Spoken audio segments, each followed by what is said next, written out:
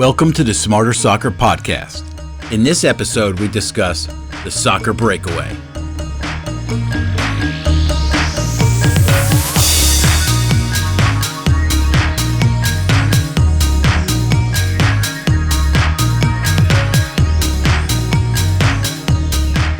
First, a definition.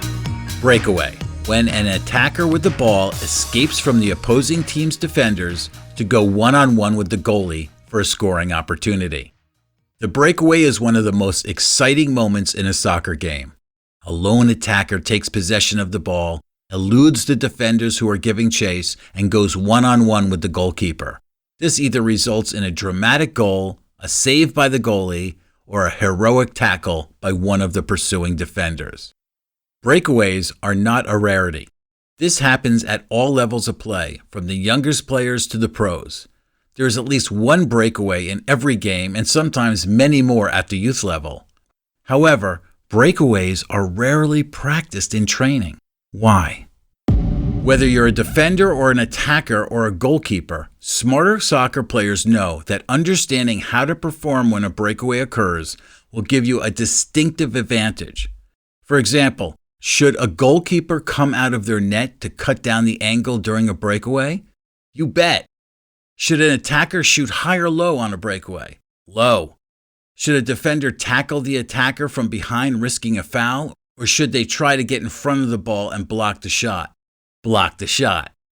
However, you're not going to know any of this unless your coach, or Smarter Soccer, tells you. And you must practice breakaways over and over and over. Like anything else in soccer, in order to get really good at something, you have to dedicate time to practice this skill. Big pressure. In addition, a breakaway is one of the only times in soccer when the crowd, especially parents, are yelling at the top of their lungs for an extended period of time. So not only do you have to deal with the pressure of shooting, saving, or defending, but you also have a lot of people yelling at you, usually all saying the same thing. Shoot! No kidding, Mom. Not helping. The player with the most pressure is clearly the attacker. He or she has the ball and is about to get sandwiched between the pursuing defenders and the goalie who is rushing out to close him or her down. Obviously, there's not a lot of time to think about what you should do. That said, if you practice a few things, both physically and mentally, to keep it simple, you'll significantly increase your chances of scoring. First, take into account where the defenders are that are chasing you. You should have a pretty good idea from having awareness of where they were prior to you receiving the ball. Looking backwards will obviously slow you down, so you don't want to do that. But remembering where they are and feeling their presence will give you a good sense. Second, take a look up and see where you are on the field in relation to the goal. This will give you the opportunity to know where the goal is, as well as how the goalkeeper is advancing.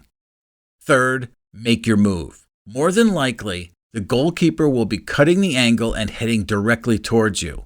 But on occasion, the goalie may have lost track of the goal, leaving it wide open. If this is the case, shoot low at the goal. Remember, you don't have to kick the ball as hard as you can. Accuracy is what you're after, since there is nobody back to block it. Unfortunately, you don't usually get that lucky and the goalie is coming right at you. Now is when you want to deliver a quick fake, and by quick, I mean head-shoulder drop in one direction and then cut in the other direction to your dominant foot and shoot. Low. It's a 1-2 punch, not a one-touch, two-touch, tackled. All you're looking to do is wrong foot the goalie and create a shooting lane. This is not the time for step-overs, scissors, or any other elaborate moves that will delay your progress and allow the defenders to catch you. Once you shoot, one of four things will happen. 1. You'll get the shot off on goal and you score. Time to celebrate with your teammates, especially the one that delivered you that quality pass to launch the breakaway in the first place. 2. The goalie saves the shot. 3. You get tackled from behind, usually because you took one too many touches to fake the goalie. Or 4. The goalie blocks the shot or the ball gets poked away from you, but the ball is still up for grabs. Now is not the time to get mad at yourself because the shot wasn't a success and throw your hands up in the air. Now is the time to try and collect the ball again for another attempt. Yes, you may be outnumbered, but remember, all you need to do is find a narrow shooting lane and fire off another shot. The goal is open. Don't stop playing. That's all for this episode of the Smarter Soccer Podcast. To learn more about Smarter Soccer, please visit smarter.soccer. While you're browsing our Soccer Hacks blog or downloading our free resources, make sure you sign up for our newsletter and follow us on Twitter or Instagram at @smarter_soccer for both platforms. If you have any comments, feedback, or suggestions for a future episode, please drop us an email, comments@smarter.soccer. Thanks for listening. We'll see you next time.